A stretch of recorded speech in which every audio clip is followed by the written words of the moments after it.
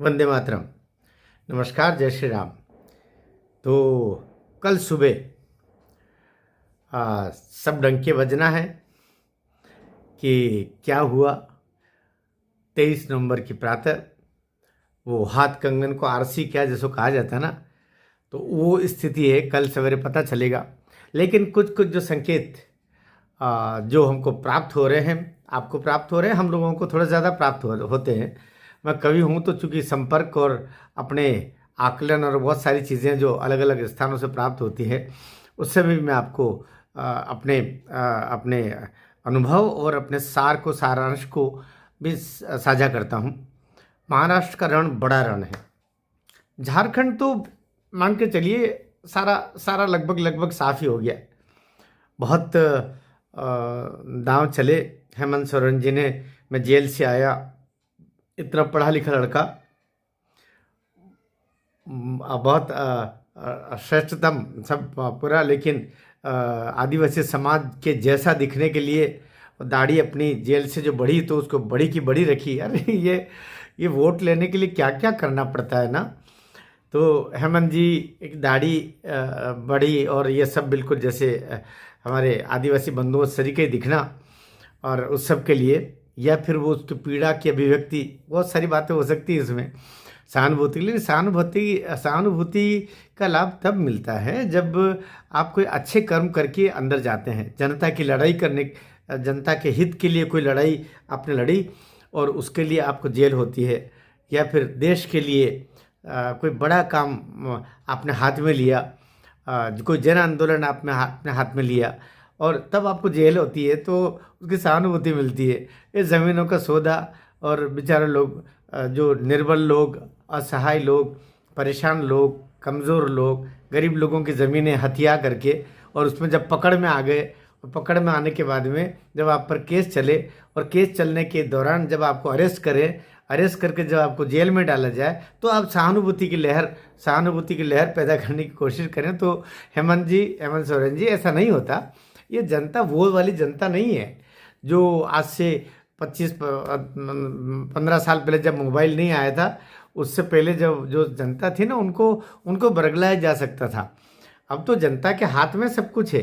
हर नेता की जन्म पत्री उसके मोबाइल में है। वो इधर गूगल पर डालेगा, उधर उधर सब बताशे निकल आएंगे। तो अब वो संभव नहीं है। तो झारखंड का रण तो और बीजेपी ने भी बहुत संभल करके वहाँ पर अपने पासे चले, और सारे मुद्दे जो उठाए वो ऐसे मुद्दे थे जो झारखंड की जनता, वहाँ के आदिवासी समाज ही नहीं, सारे समाजों को प्रभावित करने वाले वो मुद्दे थे। रोटी वाला, माटी वाला, बेटी वाला, ये जो नारा खूब चला है। और वहाँ जो अभी विधर्मी और रोहिंग्या और बहुत सारे आतताई जो बाहर आकर के और वहाँ की बेटियों से शादियाँ कर रहे थे, परेशान कर रहे थे, गरीबी आकंठ है, वहाँ सिंचित ज़मीन कम है, तो उसका असर तो होगा, और उसका असर हुआ भी है। और जो वो नगद मातृशक्ति को देने की योजना, तो वो सभी पार्टियां दे रही है। बीजेपी ने भी बढ़ चढ़ के उसकी घोषणा कर दी थी। जो अभी हेमंत जी दे रहे हैं उससे ज़्यादा बीजेपी ने घोषणा कर दी थी। तो अब मुझे लगता है वो बड़ी बात नहीं। बड़ी बात ये है कि धर्म का, संघर्ष का और न्याय का पलड़ा किधर ज़्यादा भारी है, ये भी काम करेगा। तो वो लाभ मिलना उसका। मैं एक बात और कहा करता हूँ, नेता लोग जो भले वो किसी भी दल के हो, भले वो भाजपा के हो, कांग्रेस के हो, हेमंत सोरेन जी वाली पार्टी के हो, शरद पवार जी वाली पार्टी के हों, अखिलेश जी वाली पार्टी के हों, किसी भी पार्टी के हों, अगर आप एक विश्वसनीय नेता नहीं है, सिद्धांत पर दृढ़ रहने वाले, तो उसका असर आपके फॉलोअर्स पर पड़ता है, आपके अनुयायियों पर पड़ता है, आपके वोटर्स पर पड़ता है, निश्चित पड़ता है उसका। आप जो दांव पेच खेलना बहुत ज़्यादा क्या है, क्योंकि ऐसा एक कहावत है कि बहुत बड़ा तैराक पानी में डूब के मरता है। कितनी बड़ी कहावत किसी ने बोली है, लेकिन वो सही है कि बड़ा तैराक पानी में डूब के मरता है। चाणक्य एक दिन अपने षड्यंत्रों से, षड्यंत्रकारियों के चुंगल में फंस के, वो कितने बड़े चाणक्य थे, कितने बड़े तेज बुद्धि के थे, लेकिन आखिर हम जानते हैं कि चाणक्य की जो मृत्यु होती है षड्यंत्रकारियों के जाल में फंस करके, और एक दिन उनकी झोपड़ी को, उनकी कुटिया को जला देते हैं। अपन सब जानते हैं उस इतिहास के पक्ष को, और उनकी मृत्यु होती है। तो बहुत ज़्यादा जिसको बोलते हैं ना सयानापन, बहुत ज़्यादा होशियारी, सरलता जनता पसंद करती है। वोटर सरलता पसंद करते, सरलता दिल से भी हो, दिल से भी सरलता हो। तो ये बीजेपी वालों को भी सीखने की बात है, और बाकी पार्टियों वालों को तो सीखने की बात है ही। भाषा पर नियंत्रण, किसी का दिल दुखाओ भाषा ना बोले, लेकिन जहाँ अपनी बात कहनी है तो डंके की चोट वो बात कही जानी चाहिए। जैसे योगी बाबा बोलते हैं, क्या बटेंगे तो कटेंगे, क्या इतने में पूरा इतिहास रख दिया भारतवर्ष का, और सनातन धर्म के साथ क्या हुआ है, और भारतवर्ष के इतिहास में क्या कुछ हुआ है, ये सारा कुछ इन तीन शब्दों में हो गया। बटेंगे एक, तो दो, कटेंगे तीन, ये 3 शब्दों में सारा खेल ही हो गया, और सब कुछ हुआ। और याद रखिएगा, ये जो अभी 15 राज्यों में, और ये जो विधानसभा, 2 लोकसभा, और झारखंड और महाराष्ट्र की विधानसभाएं, इन सब का जो निचोड़ है, ये निचोड़ एक तरीके का रेफरेंडम है। ये एक तरीके से जनता से ये फीडबैक अभी आएगा कि जनता तक ये नारा पहुंचा कि नहीं पहुंचा। अगर पहुंचा है और जनता ने इसको स्वीकार किया है, तो इसका परिणाम जो आएंगे वो भारत की राजनीति को अब बहुत आगे तक प्रभावित करेंगे। अब भारत की राजनीति इस नारे की इर्द गिर्द चलने वाली है। भारत की जो सम्यक शक्ति है वो इस नारे के पीछे अब खड़ी हो गई। चलिए हम बात करें महाराष्ट्र की। महाराष्ट्र के समीकरण जैसे दिखाई दे रहे हैं, उसमें एक खिलाड़ी सबसे बड़ा निकलेगा। आप देख रहे हैं चुनाव में जो बारामती का बड़ा खिलाड़ी है शरद पवार, आपको सामने दिखाई नहीं दे रहे। कहाँ वो एक आध सभा में कहीं इधर उधर बैठे होंगे, वो पूरा खिलाड़ी पर्दे के पीछे काम कर रहा। वो हमारे किसी एक बंधु ने बहुत अच्छी बात कही कि वो राजनीतिक कम व्यापारी बड़े हैं। वो सबसे पहले व्यापार देखते हैं, कहाँ वो बिजनेसमैन है, और राजनीति को बिजनेस के लिए इस्तेमाल करना कोई सबसे बड़ा रूप, कोई आपको उदाहरण देखना है तो शरद पवार ही। तो वो पूरा जो गणित है वो तो बारामती में चला जा रहा है, वहाँ से चलेगा। अजीत पवार भले ही कुछ कर ले, लेकिन है उनके सामने वे भतीजे नहीं बच्चे ही हैं। इसलिए शरद पवार किस तरीके से गोटी फेंकते हैं, इस पर कल बहुत कुछ निर्भर होगा। साथ ही अब पहली बात तो ये कि ये जो महायुति में जो 3 खिलाड़ी है, और महाविकास आघाड़ी उसमें 3 खिलाड़ी है, और 3 और 3 मिलकर 6 होते हैं। ये 6, लेकिन ये 6 में से दो खिलाड़ी ऐसे हैं जो इधर से उधर नहीं जा सकते। भाजपा कभी भी कांग्रेस की तरफ नहीं जा सकती, कांग्रेस कभी भी निकल के भाजपा की तरफ नहीं आ सकती। ये तो हो गया, 2 खिलाड़ी तो स्थिर हो गए, और इसीलिए इन 2 खिलाड़ियों के इर्द गिर्द उनके गठबंधन है। बीजेपी के साथ में एकनाथ शिंदे हैं, अर्थात शिवसेना मूल जिसको बोलते हैं, कोर्ट ने भी जिसको माना है, और वो चुनाव चिन्ह भी इसीलिए दिया।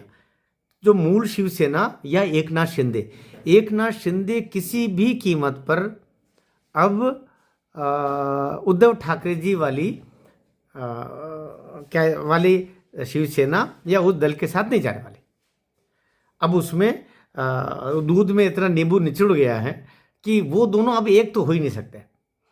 इसलिए कांग्रेस कभी भी बीजेपी वाले गठबंधन में नहीं जाएगी, बीजेपी कभी भी कांग्रेस के गठबंधन में जाने वाला नहीं है। ये 2 तो अपनी अपनी जगह स्थिर हो गए। इधर से एकनाथ शिंदे किसी कीमत निकल करके, और वो शिवसेना जिस गठबंधन में उद्धव ठाकरे जी वाली है उस गठबंधन में जाने वाले नहीं। अर्थात 2 तो हो गए स्थिर 2 स्थिर हो गए, एक बीजेपी, एक एकनाथ शिंदे की शिवसेना। ये 2 तो एक ही तरफ रहना हो गया था।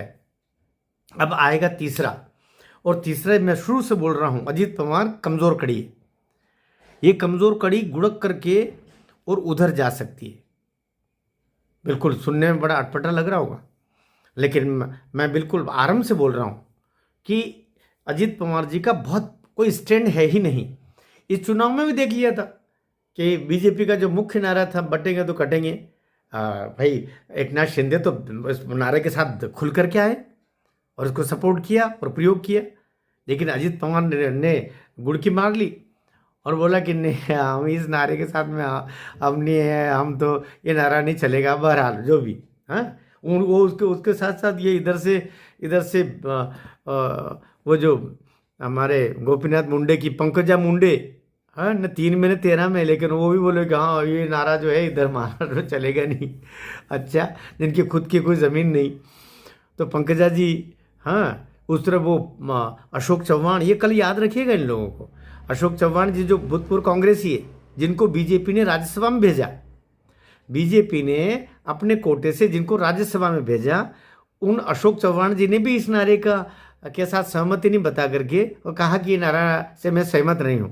पंकजा मुंडे, गोपीनाथ मुंडे की बालिका, वो बोली, जो अभी लोकसभा में भी हारी, विधानसभा में हारी, न 3 में न 13 में, जिनका कोई जनाधार नहीं। तो ये याद रखने वाली बात है। और सनातन समाज और पार्टी बीजेपी संघ सबकी दृष्टि में ये होना चाहिए कि किसने इसमें क्या, क्योंकि ये महाराष्ट्र के चुनाव नहीं थे, युद्ध था, धर्म युद्ध था। और धर्म युद्ध में या तो आप धर्म के साथ खड़े या अधर्म के साथ खड़े।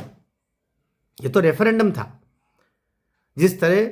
और कांग्रेस जिस तरह हरियाणा में उसकी गत हुई, ये गत 370 को हटाने वाला मुद्दा जो जम्मू कश्मीर में, जहां वो नेशनल कॉन्फ्रेंस के साथ कांग्रेस खड़ी रही, उसका दुष्परिणाम उसको हरियाणा में भुगतना पड़ा। और मैं शुरू से भी कह रहा हूं, ये कहीं न कहीं इन करंट अभी महाराष्ट्र और झारखंड में भी दिखाई देगा, जहां पर अभी इसकी दुर्गत होगी ना, अगर दुर्गत होती है तो, और मैं सोचता हूं कि दुर्गत होगी, कांग्रेस की दुर्गत इसमें होगी। लोकसभा चुनाव के समय कहाँ तो जो सीटें आई उसको 16-17 सीटें लेकर के चले आए, हाँ, और कहाँ अब क्या स्थिति होने वाली है। तो अब वो गणित लगा करके देखेंगे तो समझ में आ जाएगा। और अभी देखो नाना पटोले जी बोल रहे हैं कि जो है कांग्रेस का मुख्यमंत्री होगा, बात वहाँ तक चली गई है। उधर शिवसेना के हमारे नेता बोल ही रहे हैं कि ये तो गठबंधन तय करेगा। एकमात्र जो मुख्य खिलाड़ी है वो महाबली शरद पवार, वो चुपचाप बैठे हुए हैं, वो कुछ नहीं बोल रहे। और मुझे तो बड़ा कोई आश्चर्य नहीं होगा, मेरी बात याद रखिएगा, मुझे कोई आश्चर्य नहीं होगा कि आप देखेंगे कि अजित पवार अलग जा कर के और शरद पवार की एनसीपी, बीजेपी और एकनाथ शिंदे के साथ जुड़ करके सरकार बना ले। ये हो सकता है। ये एक संभावना और है। जो होटल में अभी रख रहे हैं ना, आज इतने कमरे जो जीत जाएंगे उनको होटल में रखेंगे, जो हार रहे हैं उनको ढकेल देंगे उधर एक तरफ। तो ये भी हो सकता है।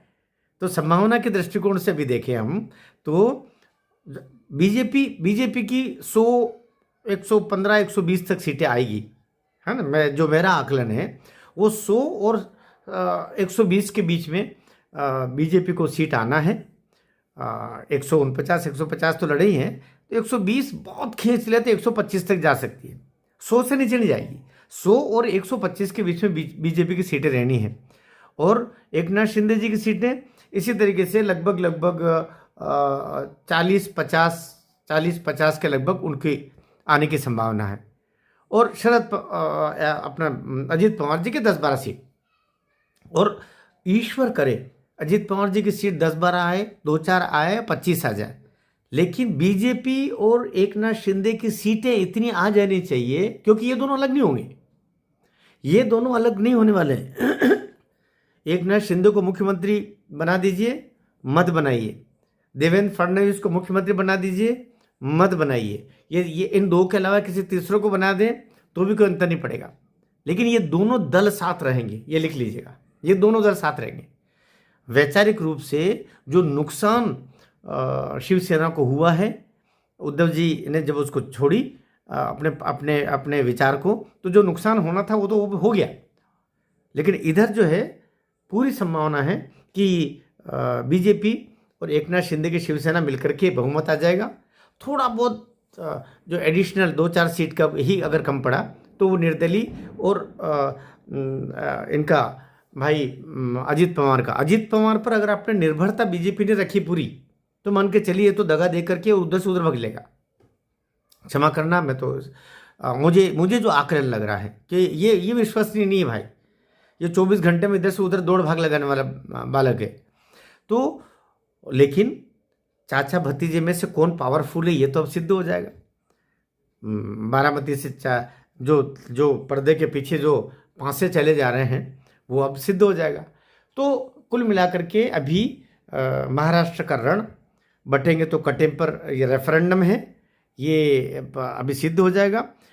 योगी बाबा का कल, और जहाँ 100 में से 100 अंक भी देना चाहे मुझे किसकी सरकार बनेगी तो मैं महायुति को ही देना चाहूँगा, जहाँ पर इनका बीजेपी, एकनाथ शिंदे और निर्दलीय, साथ में इसका भाई अजीत पवार की पार्टी मिलकर के 160, 170, 175 तक ये चले जाएंगे और बड़ी कंफर्टेबल तरीके से होंगे। और अजीत पवार पर निर्भरता नहीं होगी। यदि अजीत पवार पर निर्भरता हुई तो निर्दलीयों को पहले से तत्काल ही उनको जोड़ जुड़ा करके वो निर्भरता समाप्त की जानी चाहिए। और एक विशेष संभावना, अगर ये ऐसा नहीं हो पाता है, ऐसी स्थिति बनती है, तो अजीत पवार, मैं एक संभावना बोल रहा हूँ, अजीत पवार को माइनस करके और शरद पवार, ये संभावना बनेगी, हो सकता वो उसमें सरकार में शामिल हो जाए। नहीं तो ऐसी भी स्थिति हो सकती है को बाहर से दे दे, क्योंकि मोदी जी दिल्ली में बैठे हुए हैं और कहाँ कहाँ शरद पवार जी ने पलटियाँ मारी उनको सब पता है।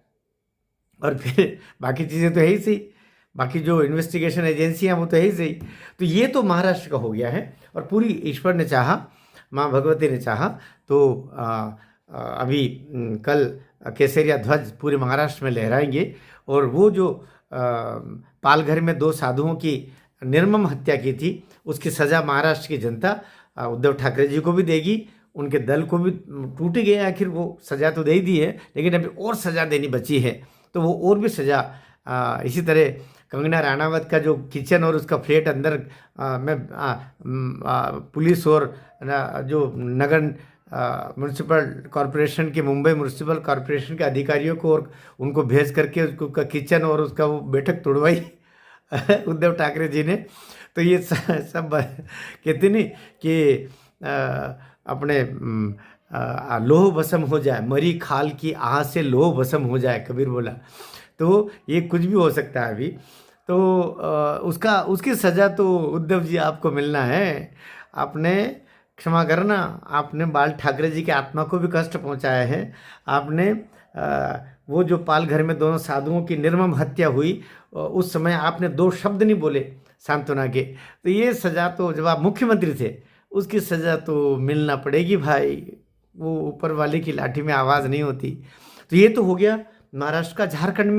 झारखंड में जो अब स्थितियाँ हैं, लगभग 100% हम कह सकते हैं कि बीजेपी और आजसू और साथ में जनता दल यूनाइटेड को भी 3-4 सीटें दी। एक उस बालक को भी सीट दी है, रामविलास पासवान जी के बालक को। तो ये सब मिलाकर के बहुत 2/3 बहुमत के साथ में वहाँ सीटें आएगी। यद्यपि ऐसा पहली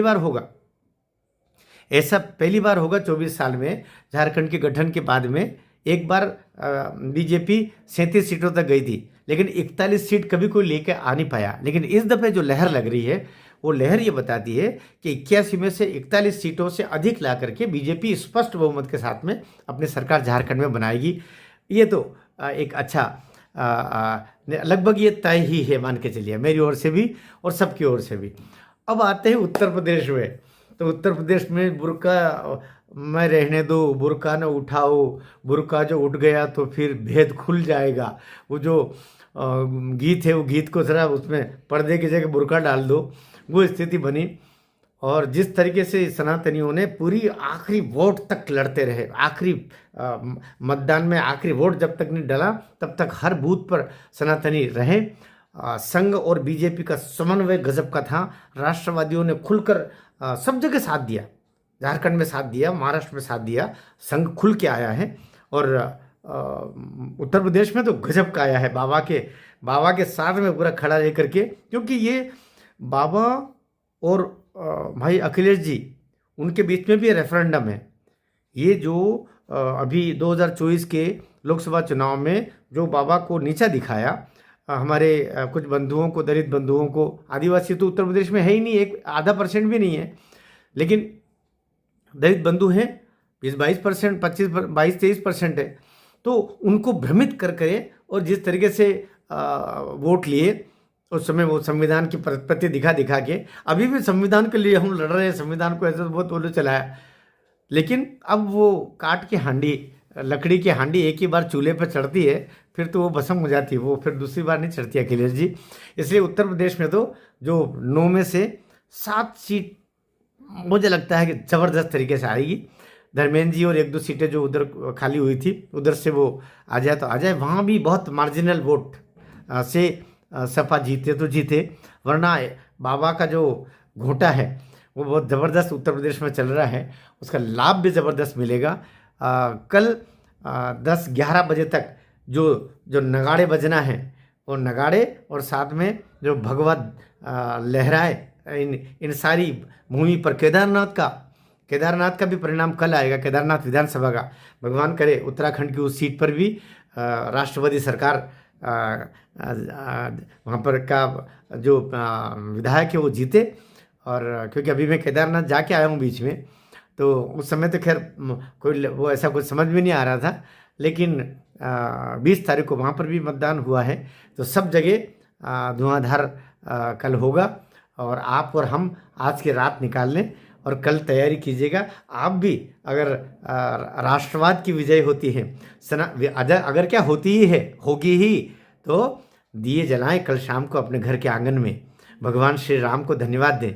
क्योंकि एक जरा सा वो जो लल्लू सिंह नादान, उसके एक नादानी भरे, गर्व भरे, मूर्खता भरे एक वाक्य ने जो बीजेपी को नुकसान पहुंचाया। और बीजेपी की गलती ये रही कि उसके कैंडिडेचर समाप्त कर देना था, उसको उम्मीदवारी से हटा देना था बीजेपी को, और तुरंत उसका कहना था कि इसने गलत बोला है तो हो जाता।